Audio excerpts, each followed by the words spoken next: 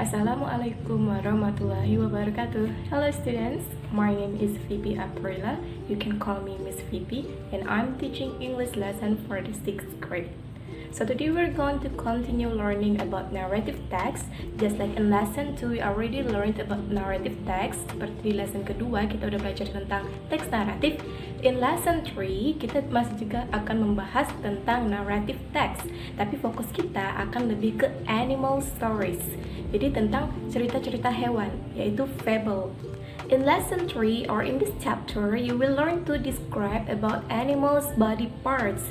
Kamu akan mempelajari tentang cara mendeskripsikan bagian-bagian tubuh binatang. And beside that, you will also learn to understand narrative text about animals. Kita juga akan mempelajari tentang narrative text yang fokusnya tentang hewan. So let's get started and open your book, page 34. Buka buku kalian halaman 34. In page 34, you can see so many animals there. For example, there is a snake, a giraffe, a bird, a monkey, a squirrel, an elephant, a zebra, a hippopotamus, a rhino, an ostrich, a lion, and a cheetah. There are so many animals there. So let's get started with the first question. Pertanyaan yang pertama. Question number 1. Which animal has a very long neck? Which animal, hewan yang mana, has a memiliki very long neck, leher yang sangat panjang. Jadi di gambar itu, hewan mana yang memiliki leher yang sangat panjang? The answer is the giraffe. Jawabannya adalah si jerapah, giraffe. Don't forget to write the answer in your book. Go on to the question number 2. Which bird can't fly? Burung yang mana yang tidak bisa terbang? Berdasarkan gambar yang ada di halaman 34, we know that the answer is the ostrich. Burung unta. Burung unta walaupun tergolong dalam golongan birds, but an ostrich cannot fly. Mereka nggak bisa terbang. Now go on to question number 3. Pertanyaan yang ketiga. Which animal is big and has very big ears? Hewan mana yang big, besar, and has very big ears, dan punya telinga yang sangat besar? If you look at the pictures, you know directly that the answer is the elephant, si gajah. Now, go on to question number 4. Pertanyaan yang keempat. Which animal looks like a big cat? Which animal, hewan mana yang kelihatan seperti kucing yang besar? If you look at the picture, you will also know that the answer is the cheetah. Jadi jawabannya adalah si macan tutul atau cheetah. Okay? Now we will discuss a little bit about some animals' body parts. We will talk about 6 animals. You can see it on page 35. Kalian bisa lihat hal tersebut di halaman 35. Siapkan pensilnya kalau menurut kalian memang perlu dicatat atau ada kosakata yang tidak kalian pahami, bisa kalian catat di buku paket kalian. In picture number 1, you can see that there is a picture of a cheetah. Ada gambar seekor macan tutul. And then there is a sentence, a cheetah has spots. A cheetah, seekor macan tutul, has, memiliki, spots, bintik-bintik. Berarti a cheetah has spots artinya seekor macan tutul memiliki bintik-bintik. Okay, so if you're asked, kalau kamu ditanya to describe a cheetah, seperti apa sih cheetah itu, kalian bisa bilang a cheetah has spots. Seekor macan tutul memiliki bintik-bintik. On picture number 2, you can see that there is an animal called a rhino. A rhino has a horn. Okay, jadi di bagian hidung rhino there is a horn, ada tanduknya. Atau kadang kita juga menyebutnya sebagai cula. So, a rhino has a horn. A rhino has a horn. Seekor badak memiliki tanduk. Has, ingat ya, has itu sama dengan have. Artinya punya. A rhino has a horn. Seekor badak memiliki tanduk. On picture number 3, we already talked about this animal before. It's called an ostrich. Sebutannya ostrich, atau kita sebut dalam bahasa Indonesia burung unta. An ostrich cannot fly. cannot, tidak bisa, fly, terbang. An ostrich cannot fly means seekor burung unta tidak bisa terbang. So for example, your asks, what bird that cannot fly? You can answer it by saying an ostrich. Jawabannya adalah an ostrich atau burung unta. In picture number 4, we will also talk about a bird. It's called a dove. A dove, seekor burung merpati. So the description of a dove, you can say that a dove has white feathers. Seekor burung merpati, a dove, seekor burung merpati has mempunyai white feathers, bulu berwarna putih. White feathers, bulu berwarna putih. A dove has white feathers, artinya seekor burung merpati memiliki bulu berwarna putih. On picture number 5, there is a cute animal called a squirrel. Ada seekor hewan yang disebut dengan tupai. Well, a squirrel has a long and thick tails. A squirrel, seekor tupai, has, memiliki, a long, panjang, thick, tebal. Berarti a squirrel has a long, thick tail, artinya seekor tupai memiliki ekor yang panjang dan tebal. The last picture on page 35 is a zebra. A zebra has black and white stripes. Black and white, hitam dan putih. Stripes, garis-garis. So, a zebra has a black and white stripes means seekor zebra memiliki garis-garis hitam dan putih. Now, look at your book page 37. Buka buku kalian halaman 37. Kita sudah pernah membahas tentang ini di pertemuan sebelumnya.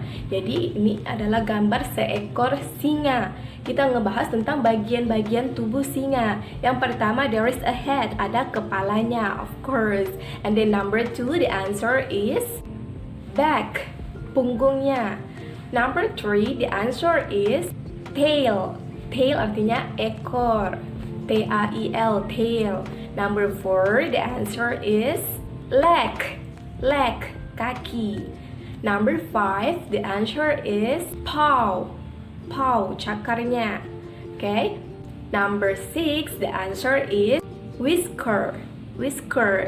Just like a cat, a lion also has some whiskers. Jadi yang kayak kumis yang ada dikit-dikit doang itu, that's what we call a whisker. And then for number 7, untuk nomor 7 jawabannya adalah mane. Rambut singa, rambutnya itu disebut mane. Okay. And then for number 8, of course the answer is ears. Telinganya, okay? Now, we will talk about a narrative text. Kita akan ngebahas tentang narrative text, teks naratif. Kalau sebelumnya kita udah belajar tentang Goldilocks and the Three Bears, cerita Goldilocks and the Three Bears. Terus selain itu kita juga telah belajar The Knight and the Dragon. So today we're going to learn the story about the lion and the mouse. You can look up your book page 51, lihat bukunya halaman 51. Prepare your pencil or your pen to write in your books. Ingat ya, ditulis jawabannya, jangan sampai enggak. Okay, so let's get started. The lion and the mouse, si singa dan si tikus. One day, a lion was sleeping in the forest. One day, suatu hari, a lion, seekor singa, was sleeping, sedang tidur in the forest, di hutan. Jadi si singa lagi tidur di hutan. A little mouse passed by and saw the lion. A little mouse, seekor tikus kecil, passed by, lewat, and saw the lion, dan melihat si singa. He liked the lion's mane. He liked the lion's mane. Dia menyukai rambut si singa and started to play with it. Dan mulai bermain dengannya. Jadi si tikus ini memainkan rambutnya si singa. The lion got up and got very angry. Si singa terbangun terus jadi sangat marah. He caught the mouse in his paw. Dia menangkap si tikus di cakarnya and roared loudly. Dan mengaum dengan sangat keras. He wanted to eat the mouse. Dia, si singa, mau to eat the mouse, memakan si tikus. Jadi si singa ini mau makan si tikus, but the mouse squeaked. Tetapi si tikus mencicit. You know that kind of voice, right? He asked the lion not to eat him. He asked, dia meminta, si tikus meminta the lion, si singa, not to eat him, untuk tidak memakannya. Jadi si tikus meminta tolong kepada si singa untuk tidak memakannya. Si tikus tadi, he promised the lion to help him someday. Jadi si tikus ini berjanji pada si singa bahwa suatu hari nanti dia akan menolong si singa. The lion laughed, but let the mouse go. Jadi si singa itu tertawa mendengar hal tersebut. Si singa berpikir, apa sih yang bisa dilakukan tikus buat si singa? Tetapi ya si singa biarin aja si tikus pergi. Some days later, beberapa hari kemudian, the lion got caught in a hunter's net. Si singa itu tertangkap di jaring si pemburu, a hunter's net, jaring si pemburu. He roared and tried to break free, but he couldn't. Jadi si singa itu mengaum dan mencoba untuk lepas, tetapi dia tidak bisa. He roared loudly and asked for help. Jadi si singa tersebut roared, mengaum dengan nyaring, loudly dengan nyaring. Jadi si singa mengaum dengan nyaring dan meminta pertolongan. The mouse heard the lion's roar. Jadi si tikus mendengar the lion's roar, auman si singa. He came and helped the lion. Jadi si tikus datang, he came and helped, dan membantu the lion, si singa. Jadi si tikus datang setelah mendengar auman si singa dan menolong si singa. He bit the net with his sharp teeth. Jadi si tikus menggigit the net, jaringnya, with his sharp teeth, dengan giginya yang tajam. And the lion was free. Dan si singanya akhirnya bebas. He thanked the mouse for his help. He di sini ada the lion, thanked, berterima kasih, the mouse. Jadi si singa berterima kasih terhadap si tikus for his help, atas bantuannya. From that day on, sejak hari itu, the lion and the mouse, si singa dan si tikus, were good friends, menjadi teman baik. Kalau ada kosakata sulit yang kalian temukan di teks naratif ini, kalian bisa cari di kamus dan tulis kosakata tersebut di buku paket kalian. Dengan cara itu, kalian bisa menambah vocabulary kalian, menambah kosakata bahasa Inggris kalian, dan juga dapat membantu kalian untuk lebih memahami teks naratif yang berjudul The Lion and the Mouse ini. Oke? I hope you learn a lot of things. Saya harap kalian belajar banyak hal. If there are some things that you still don't understand, you can ask me. Jika ada beberapa hal yang masih kalian tidak begitu paham, kalian bisa tanya. That's all for today. Assalamualaikum warahmatullahi wabarakatuh. Bye.